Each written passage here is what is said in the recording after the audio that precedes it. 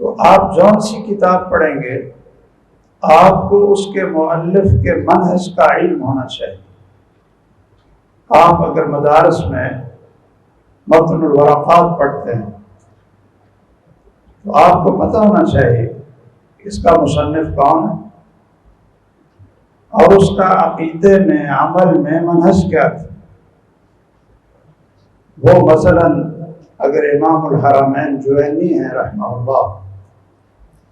تو ہمیں ان کی کتاب پڑھنے سے پہلے یہ پتہ ہونا چاہیے کہ وہ ٹھیک ہے بہت بڑے امام تھے، بہت بڑے فقیہ تھے، بہت بڑے اصولی تھے، لیکن عقیدے میں منہج میں وہ اہل سنت کے طریقے پر نہیں تھے۔ اسماء و صفات کے مسئلہ میں اور اسی طرح اخبار احاد کی حجیت عقائد میں بھی،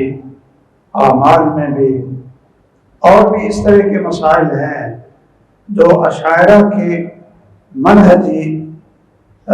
غلط فکر کے اوپر موجود ہیں، تاکہ جب ہمیں یہ پتہ چل جائے گا کہ جس مصنف کی ہم کتاب پڑھ رہے ہیں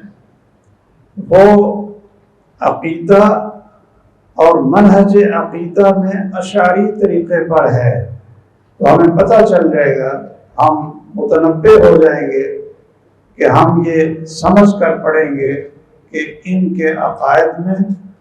اور ان کے اصولوں میں اہل سنت سے کن کن چیزوں کا فرق ہے، اور ہم پڑھ کر کہیں متاثر ہو کر اسی چیز کو اختیار نہیں کریں۔